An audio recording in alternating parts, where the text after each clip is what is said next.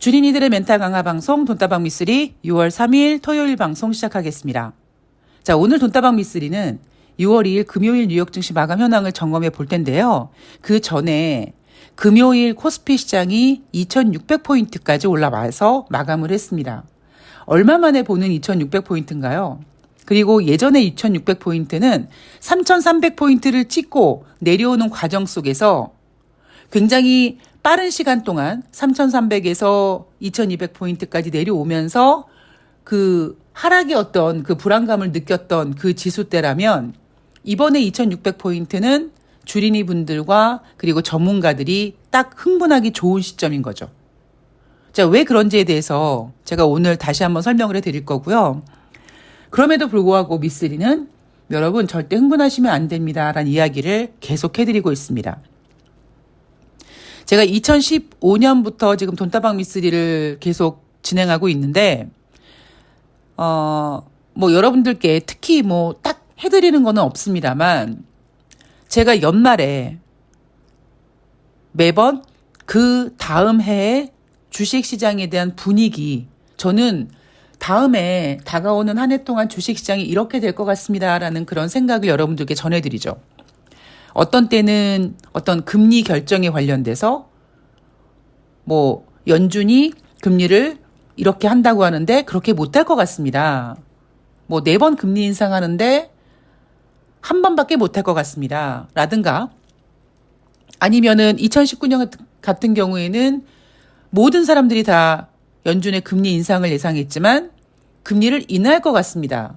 이렇게 연말이 되면 늘 그 다음 해 주식시장을 저는 이렇게 그리고 있습니다라는 이야기를 전해드리죠. 2021년도 같은 경우는요. 2021년 연말에 미쓰리가 예상했던 2022년도 증시는 당분간 3,000포인트 꿈도 꾸지 마십시오. 3,000포인트 못 갑니다. 그리고 저점은 2,250포인트 정도를 예상하고 있습니다. 라는 이야기를 2021년도 연말에 해드렸습니다. 그때가 이제 3,000포인트를 다시 찍느니 마느니 요런 시점이다 보니까 그때 방송을 들으셨던 분들은 어머 미쓰리가 세상에 코스피 2,250까지 내려간데 쟤 미친년 아니야? 이렇게 생각하신 분들도 분명히 계실 겁니다. 자, 그리고 2022년 작년 연말에 우리가 분위기를 다시 한번 돌아가 보면 산타랠리가 있네 없네 1월 효과가 있네 없네 이런 얘기가 많았습니다. 그런데 실질적으로 1월달 주식시장 분위기를 상당히 안 좋게 봤습니다. 저는 지금도 기억나는 게 대신증권에서 1월 효과 없다라는 보고서 제목을 그렇게 달고 1월 주식시장에 대해 부정적인 의견을 내놨었거든요. 근데 제가 작년 연말에 생각했던 2023년도 주식시장은 3,000포인트는 어려울 수 있는데 전문가들이 예상하고 있는 것처럼 그렇게 엉망진창되는 장은 아닐 것이다. 특히 윤석열 정부가 외교라든가 경제라든가 이런 것들을 하도 말아먹고 있으니까 시사방송 하시는 분들이 코스피 2,000포인트 깨질 것이다라는 이야기를 너무 과감하게 주식을 싹 팔아야 된다. 이렇게 과감하게 이야기를 하시는데 그렇게 이야기를 좀 안 했으면 좋겠다라는 이야기까지 하면서 제가 대한민국 코스피 2,000포인트는 윤석열 따위가 쉽게 깰 수 있는 지수가 아니다라는 이야기를 계속 해드렸습니다.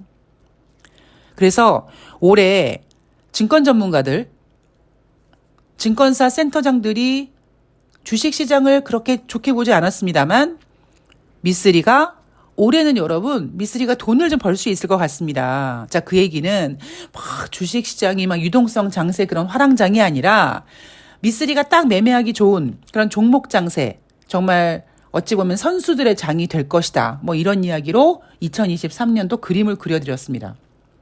그래서 지금 2,600포인트 이 시점에서 올해 주식시장이 좋지 않을 거라고 생각했던 분들은 우와 이거 안 좋을 줄 알았는데 괜찮네? 지금이라도 한번 발을 담궈봐? 이렇게 생각하실 수 있는 그런 분위기 속에서 저는 그냥 당연히 2,600포인트는 올 수 있다. 여러분 기억나십니까? 제가 이런 얘기 해드렸죠. 코스피가 2,400포인트 어느 정도 안착을 하고 2,500포인트가 이제 막 닿고 이러면 가장 먼저 무슨 일이 벌어진다? 펀드들이 만들어지고 은행이나 증권사에서 펀드를 판매하고 그렇게 기관 투자자들이 주머니에 돈이 생기면 그 돈으로 주식시장을 흔들기 시작해서 막 종목들이 올라간다. 그래서 2,600포인트를 찍는다. 그게 대한민국 주식시장의 어떤 공식 같은 거다라고 말씀을 드렸습니다. 그래서 지난번에 2,400포인트 막 안착되고 그랬을 때 어떤 분께서 미쓰리 말대로 기관들이 펀드를 판매하기 시작했다 뭐 이런 댓글도 제가 기억을 하고 있는데 여하튼 그러다 보니까 지금 2023년도 이제 한가운데 와 있지 않습니까? 물론 이제 6월 달입니다. 예, 딱 한가운데죠. 하반기 주식시장을 굉장히 좋게 보는 그러니까 시황을 바꾸는 전문가들이 많아졌습니다. 저는 그런데 뭐든지 일관성이 있어야 된다고 생각하거든요. 무슨 주식시장을 안 좋게 봤다가 조금 좋으면 더 좋을 거라고 얘기하고 더 좋을 거라고 얘기했는데 안 좋으면 다시 안 좋을 거라고 얘기하고 이런 거는 저는 일단 그런 전문가는 인정하지 않습니다. 자, 그런데 이 시점에서 제가 왜 지금 여러분들한테 흥분하지 말라고 말씀을 드리냐면 미쓰리가 2015년부터 지금까지 시황에 있어서는 정말 타의 추정을 불허할 정도로 잘 맞춥니다. 솔직한 이야기로 시황뿐만 아니라 국제 유가, 점쟁이 빤스를 훔쳐 입었고요. 국제 금값도 마찬가지입니다. 그런데 제가 그동안 딱 한 번 시황을 잘못 봤던 적이 있습니다. 그게 언제였냐면 바로 2019년도입니다.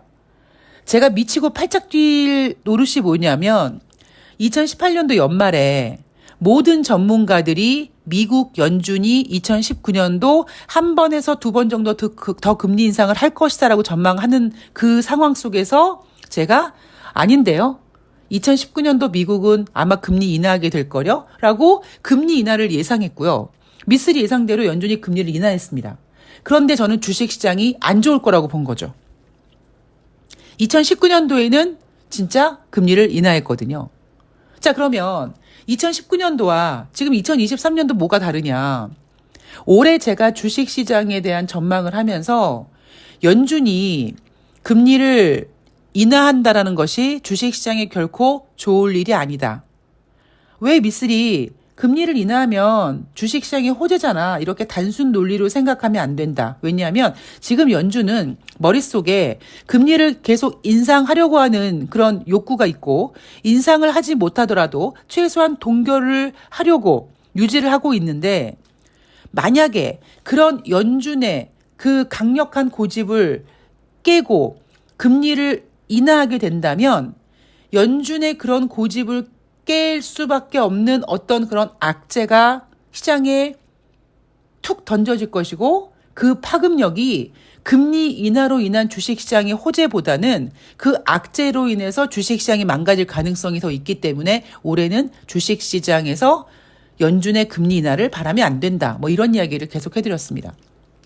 그래서 2019년도에 저는 금리 인하를 예상했습니다만 실질적으로 금리 인하가 돼서 돈이 더 풀려서 주식시장이 좋아졌음에도 불구하고 제가 금리 결정은 맞췄는데 시장은 맞추지 못했습니다. 그래서 어떤 분께서 뭐 고장난 시계도 하루에 2번은 맞춘다 뭐 이런 이야기로 저를 비아냥거린 적도 있었는데 올해는 저는 연준이 금리 인하를 하기가 쉽지 않다. 그 얘기 뭐냐면 여러분 돈이 풀리지 않는다는 얘기입니다.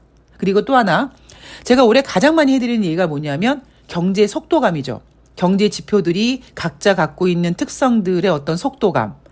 금리 인상을 작년 하반기에 주례장창 그리고 2023년 올해 와서도 25bp지만 지금 한 번도 쉬지 않고 계속 금리 인상을 하고 있습니다. 이 금리 인상에 대한 어떤 부작용을 하반기에 겪게 될 것이다.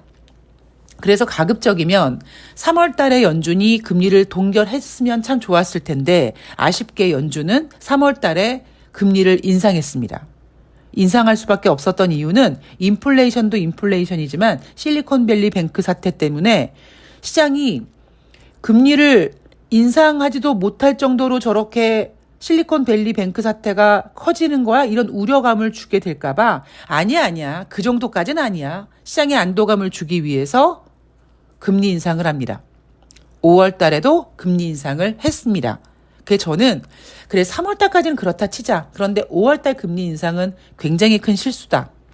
그런데 여전히 지금 연준은 6월 달에 금리를 동결할 생각을 하고 있는데 이제 더 이상 금리 인상을 안 할 거야라고 못 박는 게 아니라 잠깐 쉬어가는 거야 라는 식으로 언제든지 연준이 금리를 인상할 수 있을 거라는 어떠한 의견을 주식시장에 계속 쏟아내고 있습니다. 자, 이게 여러분 지금까지 쭉 미쓰리가 바라보고 온 어떤 주식시장의 흐름이고 그래서 지금 2600포인트에 여러분들 흥분하시면 안 된다라고 말씀을 드리는 겁니다. 그리고 또 하나가 뭐냐면 제가 올해 좀 예전과는 다른 시황을 하죠. 뭐 예를 들면 이런 거면 뭐 이런 거죠. 뭐 2월달 주식시장은 1월달 주식시장은 괜찮을 거다. 뭐 2월달 주식시장은 좀 까칠하다. 연애하는데 여자애가 내가 지금 이렇게 사귀려고 어떻게 하는 작업하고 있는 여자가 혹은 남자가 상당히 좀 까칠해서 취향을 잘 모르겠다. 그리고 3월달 주식시장에 대해서는 뿌연 안개 속을 조심히 운전하고 가는 그러한 운전 기사 같은 마음으로 주식시장을 가야 된다. 과연 그 뿌연 안개 속에 무엇이 있었는가. 나중에 뚜껑을 열고 봤더니 실리콘밸리 뱅크 사태가 있었죠. 그리고 이제 4월달 같은 경우에는 5월달에 발표되는 4월달 경제 지표는 잘 나올 것이다. 그 잘 나오는 이유가 미국 경제가 좋아서 잘 나오는 게 아니라 3월달 실리콘밸리 뱅크 사태로 움츠렸던 어떤 투심이 확산되지 않는 어떤 안도감. 그래서 남녀 사이가 막 치고받고 싸우고 우리 헤어지자. 안 볼 거야. 다시는 안 볼 거야. 라고 해서 진짜 싸우고 헤어졌는데 할 말 다 하고 실컷 승질내고 헤어져 라고 했지만 시간이 지나갈수록 어떤 남아있는 사랑이라든가 그런 그리움 때문에 진짜 우리 이대로 끝나면 어떻게 하지? 이런 불안감을 갖고 있었는데 상대가 남자가 혹은 여자가 자기야 미안해. 내가 잘못했어. 이렇게 화해의 손을 딱 잡아주면 헤어질 거라고 느꼈던 어떤 공포감이 와해되면서 더 애정이 깊어진다. 그런 모습이 4월달 경제지표에 반영이 될 것이다. 라는 얘기를 해드렸습니다. 자, 그리고 6월달에 발표되는 5월달 관련된 경제지표는 어떤 건 잘 나올 거고 어떤 건 못 나올 것이다. 라고 제가 예상을 하고 있죠. 그것도 남녀 사이로 다시 한번 표현을 해드리면 그렇게 대판 한번 싸우고 헤어질 뻔했는데 상대방이 미안하다고 해서 다시 사랑이 잠깐 뜨거워졌습니다만 치고받고 싸우면서 뭐 치고받는 건 아닙니다만 남녀 사이에 치고받고 싸우지는 않겠죠. 예, 막 티격태격 싸우면서 그동안에 보지 못했던 그런 모습들이 보이는 거죠. 야, 아무리 싸우는 거지만 어떻게 저런 얘기를 할 수 있어? 진짜 밥맛이다. 야, 저런 것까지 마음속에 담아놓고 지금 이런 얘기하는 거야? 이런 식으로 싸운 다음에 다시 화해할 때 애정은 깊어지나 시간이 지나가면 조금 현실의 눈을 뜨면서 그때 싸울 때 보니까 제 저런 면도 있더라. 그렇게 장점과 단점이 막 보이는 그런 시기로 제가 비유를 해드리면서 6월 달에 발표되는 경제 지표는 어떤 거는 잘 나오고 어떤 거는 못 나오고 그렇게 나올 것이다. 그래서 어찌 보면 시장이 굉장히 혼란스러울 수 있다. 라고 이야기를 해드렸습니다. 제가 오늘 돈다방 미쓰리 거의 한 20분 정도 되는 평소 방송에서 지금 10분이 넘게 쭉 한번 이 스토리를 짚어드린 이유가 뭐냐면 저는 그런 생각을 해요. 시황이란 김치 부친 게 뒤집듯이 바뀌는 게 아니라 큰 그림을 그려놓고 그리고 거기에 맞춰서 하나씩 이슈를 해결해가는 과정이 전 주식이라고 생각을 합니다. 그게 경제 공부라고 생각을 합니다. 그래서 일단 큰 그림이 이렇고 그리고 큰 그림도 잘 그려야겠죠. 그리고 그 큰 그림 속에서 혹시 변화되는 게 있지 않나. 내가 뭔가 수정을 해야 되는 게 있지 않나. 이런 것들을 계속 꼼꼼히 체크를 해봐야 되다 보니까 2600포인트라는 코스피 지수가 다른 전문가들, 애널들은 제가 교보증권 2700포인트까지 제시했다고 말씀드리지 않았습니까? 그러니까 그렇게 막 흥분할 분위기인데 저는 이미 작년 연말에 대한민국 코스피 시장 이 정도 할 수 있다 라고 분명히 얘기를 했기 때문에 그래서 여러분들한테 흥분하지 마시고, 자, 이제 2023년도 중반에 와 있으니까 남들 다 흥분할 때 우리는 침착하게 이제 하반기를 준비하자는 겁니다. 자, 제가 그동안 시황 중에 딱 한 번 제대로 못 맞췄던 적이 2019년도였고요. 금리 인하를 할 거라고 예상을 했습니다만 금리 인하를 통해서 유동성이 더 풍부해져서 주식시장이 올라갈 거라는 생각을 못했습니다. 그런데 올해는 아직까지 연준은 금리를 인하할 생각이 없습니다. 그런데 제가 며칠 전 썸네일에서 보여드렸던 것처럼 이미 지금 뉴욕 증시에서는 하반기에 금리를 인하할 수 있다는 것이 지금 반영이 되어 있습니다. 그 얘기는 다시 말해서 뉴욕 증시에서 여러분 호재가 없어요. 지금 그동안 여러분 우리가 5월 한 달 동안 끙끙거리고 긴장했던 게 뭡니까? 바로 미국의 부채 한도 협상이거든요. 이거 뻔히 잘 될 거예요. 뭐 미국이 디폴트 되겠습니까? 제가 늘 그러지 않습니까?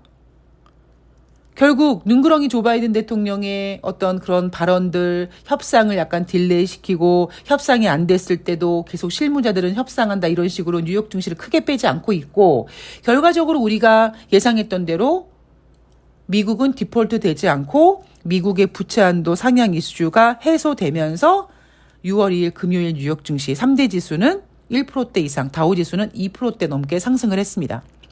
다우지수가 2.12, S&P 500이 1.45, 나스닥이 1.07%입니다. 아마 아직까지 6월달 증시 전망을 내놓고 있지 않는 증권사들은 이런 모습을 보고, 그리고 금요일 대한민국 코스피 시장이 2600포인트 가는 걸 보고 코스피 이제 모든 예상 밴드를 상향 조정시킬 겁니다. 그러다가 이제 골로 가는 경우가 있죠. 자, 경제지표. 이날 발표된 경제지표는 바로 고용지표입니다. 자, 여러분 6월 달에 발표되는 5월 달 관련 경제지표는 어떻다? 어떤 거는 잘 나오고 어떤 거는 못 나온다. 자, 이날 비농업 부분 고용자 증가수 33만 9천 명이 증가됐다고 합니다. 예상치는 19만 명이었죠. 자, 4월 달에는 25만 3천 명이었어요 라고 발표를 했는데 다시 계산기를 두들겨 보니까 어이구 29만 4천 명 상향 조정됐습니다. 미국 고용이 되게 좋아 보이죠. 자, 그런데 어떤 경제지표는 잘 나오고 어떤 경제지표는 못 나올 거라고 제가 분명히 말씀드렸습니다. 자, 비농업자 고용자 지수는 4월달 수치도 상향 조정되고 5월달 수치도 예상보다 훨씬 잘 나왔습니다만 실업률은 4월에 3.4였는데 5월에 3.7로 0.3% 상승했습니다. 뉴스를 보니까요.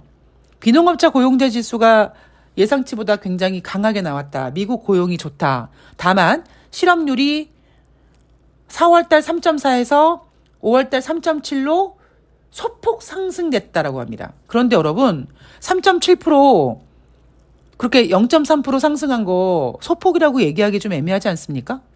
실업률이 증가가 됐는데 그것도 전월 대비 0.3% 증가가 됐는데 이거를 실업률이 소폭 상승했다, 괜찮다, 미국 고용 좋다 이렇게 얘기하기엔 좀 무리가 있지 않나.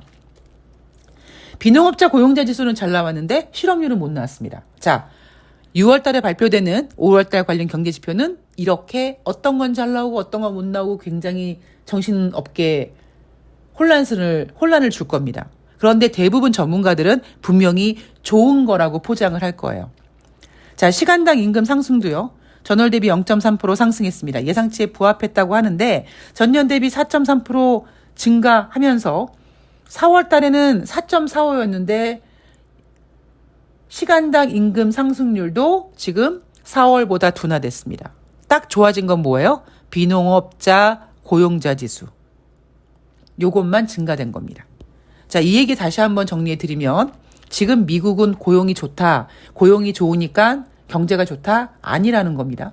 고용이 좋은 이유는 미국 사람들이 앞으로 경제가 안 좋아질 거를 예상해서 적극적으로 취업 전선에 뛰어들고, 그리고 내가 가려고 했던 회사가 되게 높은 회사라면, 좋은 회사라면 거기만 고집하는 게 아니라 일단 내가 돈을 벌자. 그래서 적극적 취업. 그리고 내가 웬만하면 때려칠 텐데 그냥 꾹 엉덩이 붙이고 버티는, 그러다 보니까 미국 고용이 잘 나온 겁니다. 참고로 2019년도 미국 경제 지표가 안 좋아서 연준이 결국 금리를 인하할 수밖에 없었었는데 그때도 고용 지표는 잘 나왔습니다. 그래서 제가 고용 지표를 보고 이래이래해서 지금 미국 고용이 잘 나오는 겁니다. 따라서 경제 지표가 안 좋으니까 연준이 금리를 인하할 겁니다. 라고 예상을 했었었고 그 예상이 맞았었죠. 그런데 아직까지 2023년도에는 연준이 지금 금리 인하할 생각이 없어요. 자, 6월달 FOMC 회의 이제 딱 열흘 정도 남았습니다. 자, 지금 시장은요, 금리 동결을 예상하고 있어요. 자, 7월달은 잘 모르겠다. 6월달은 이렇게 고용도 좋고 그런데 6월 13일 FOMC 회의가 들어가는 날 5월달 소비자 물가 지표가 발표가 되기 때문에 이 지표까지 확인을 하고 14일 날 결정을 하겠지라고 하면서도 지금 시장의 대부분은 6월달은 그래도 한 번은 좀 건너뛰자. 즉 금리 동결하자. 7월달 봐서 뭐 금리 인상 또 하면 되지 하는 야무진 꿈을 꾸고 있습니다만 저는 7월달에 금리 인상 못한다고 봅니다. 그리고 다시 말씀드리지만 5월달 금리 인상은 굉장히 잘못된 선택이었다. 자, 여러분 기억나시죠? 제가 한 달 전에 약간 미친 짓을 했죠. 제가 가급적이면 수치를 제시하지 않는데 여러분 4월달 소비자 물가 지표는요. 전문가들이 5.0을 예상하는데 저는 앞자리가 바뀔 것 같아요. 미쓰리는 4.9% 전망합니다. 이렇게 질러놓고 정말 4.9가 나오는지 확인하기 위해서 날밤을 샜던 그런 에피소드가 있었습니다. 자, 과연 그렇다면 6월 13일 날 발표되는 5월달 소비자 물가 지표는 어떻게 될 것이냐 모르겠어요. 왜냐하면 다시 말씀드리지만 6월 달에 발표되는 5월 달 경제 지표는 어떤 건 잘 나오고 어떤 건 못 나올 수 있기 때문에 굉장히 혼란스럽습니다. 그래서 지금 시장에서는 전월과 똑같지 않겠느냐라고 보고 있는데 저는 조심스럽게 5.0 정도? 예. 그냥 얘기하는 거예요. 예. 왜냐하면 6월 달에 발표되는 5월 달 경제 지표는 진짜 모르겠어요. 그런데 그러다 보니까 전문가들이 4.9를 예상하고 있는데 그러니까 4월 달과 똑같다. 5월 달도 CPI 소비자 물가 지표가 4.9가 나올 것이다라고 보고 있는데 저는 오히려 이렇게 혼란스러운 분위기에서 오히려 5.0이라는 수치가 나올 수도 있지 않을까라는 생각을 조심스럽게 해봅니다.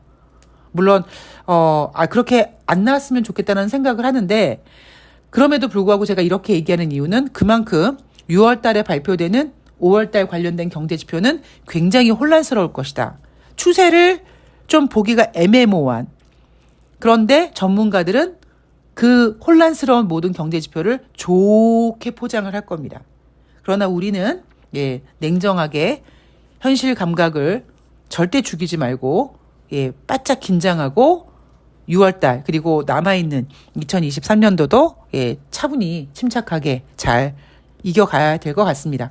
자, 저는 6월 4일 일요일 다가오는 한 주 동안 대한민국 주식시장은 6월 6일 현충일날 주식시장이 열리지 않습니다만 그래도 우리 주린이 분들이 어떤 점들을 잘 생각해야 되고 고민하고 체크를 해야 되는지 꼼꼼히 정리해서 찾아뵙도록 하겠습니다.